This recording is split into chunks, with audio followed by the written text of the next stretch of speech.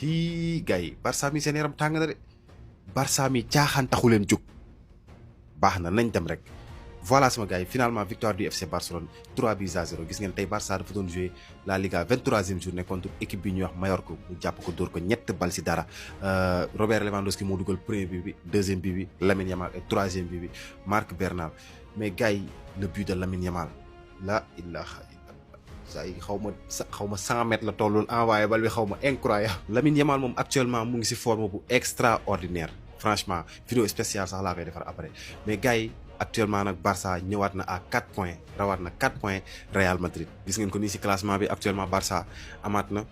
58 points Real Madrid deuxième ak 54 points donc rawee nañu 4 points en attendant Real Madrid di jouer suba incha allah contre adversaire bu laqalee ñu koy wax Valence Real Valence moom xam ngeen day métti mais j'espère que incha allah dinañ si génn pour ñëwaat à 1 point du Barça. voilà Barça nag gars yi malgré ses absences en plus des joueurs de taille mais teewul ba léegi arrive à gérer dëgg yàlla ñu ngi gérer en Liga ils sont toujours leaders en Ligue des champions métti woon na trop mais ñafe nañ ko rayante ko ba génn si 8 premiers yi donc loo leen mënti waxal ay guerrier lañ en plus gars yi Barça depuis ba mu jugee si défaite contre Chelsea ba léegi joué nañ 18 matchs am si 17 victoires benn défaite.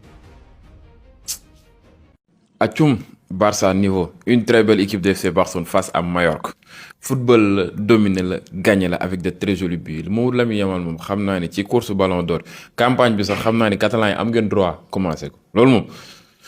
du ngeen ko bañal gis ngeen daaw année bi yëpp dama ko jàpp yàq ko lu mel ni xew mais ren jii moom non simil naa ko sapp ce très joli but qu'il a marqué Barça dem na jamono ji boo xam ne nii maanaam défenseur sax dañuy dugal.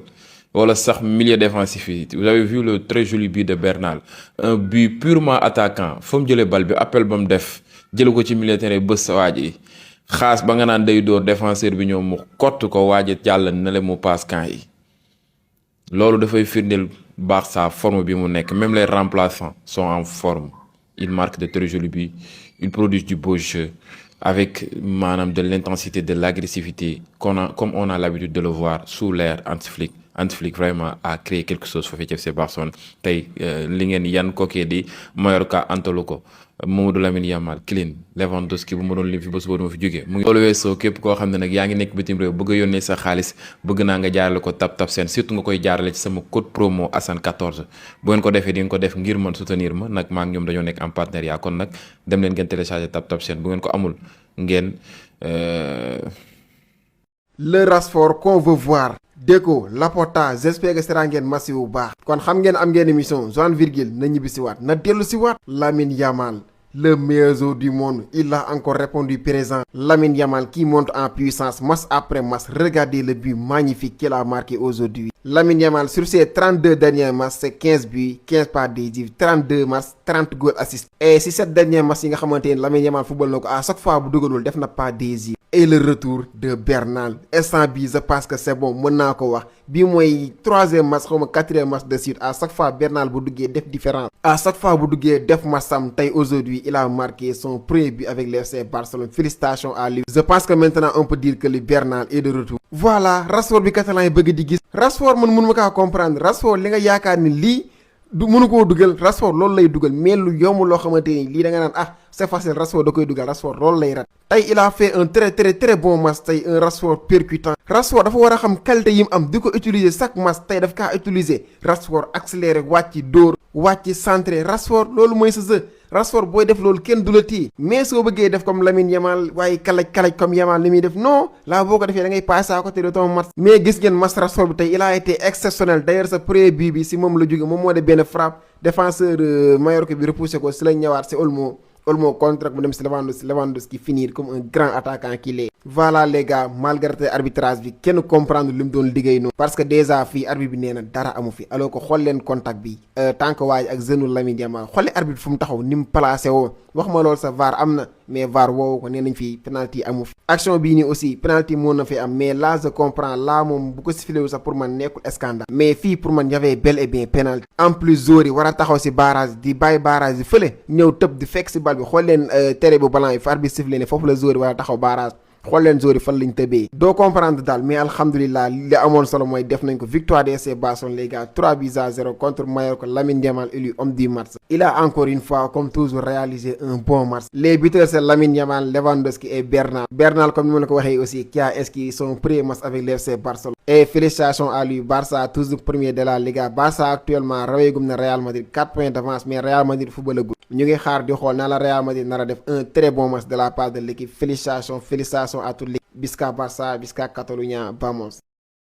tey mooma lu ma wax lu dul félicitation FC Barcelone mu ngi noonu damaa soxor vraiment gars yi rien à dire tey mu ngi noonu Barcelone félicitation mu ngi noonu gars yi gis nañ match bi malgré un début de match un peu compliqué de la part des Blaugrana malgré ça ils ont su se ressaisir mu ngi noonu gis ngeen commencement match bi Barça parfois passe yi doo comprendre ñi dañuy passe yi mooy loolu noonu pour man sax Mallorca mënoon na dugal si première ligne yi première minute yi Mallorca mënoon na dugal mais mu ngi noonu gis nga Barça c'est le Barça ils ont des joueurs capables de vous tuer mu ngi noonu gis ngeen